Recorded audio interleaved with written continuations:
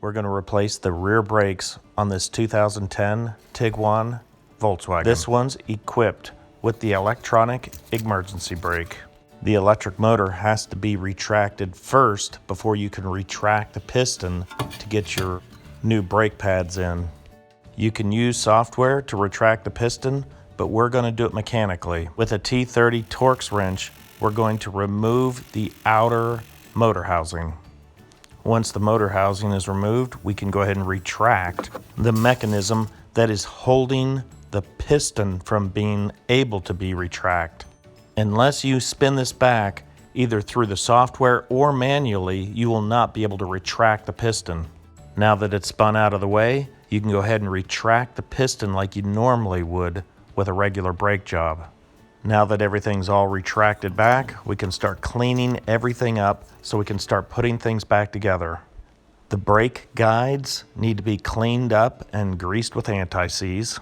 You want your new brake pads to glide back and forth smoothly so they do not bind. Now you can snap the guides back evenly in place. Do the same thing with the top guides. You want to make sure that when you put your brake pads in, that they glide nice and smooth. You don't want anything to bind. If they don't glide back and forth, you need to take a grinder and kind of knock off the ears a little bit so they do fit.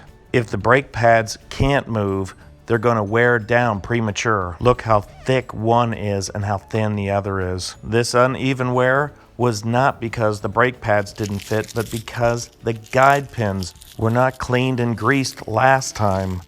This pin is so tight, I can't even get it out with a wrench. This should be so easy you could take 2 fingers and just slip it out. If the brake pad can't move, it's going to wear down premature. You can see how the top guide pin moves really free, but the bottom one is completely stuck.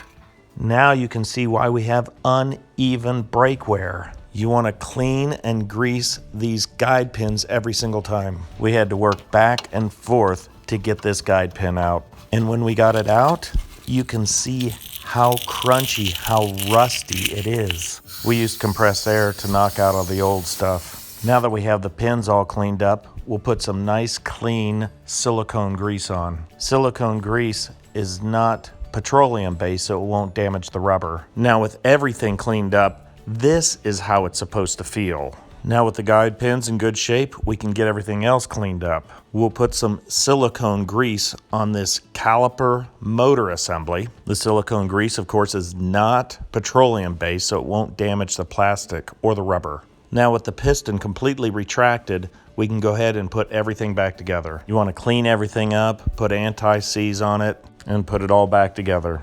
Now that we have everything clean and the brake pads are in, we can slide the caliper over the brake pads. Then go ahead and put your bolts back into your guide pins.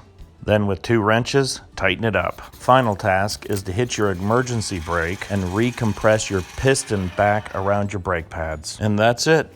You're ready to get back on the road.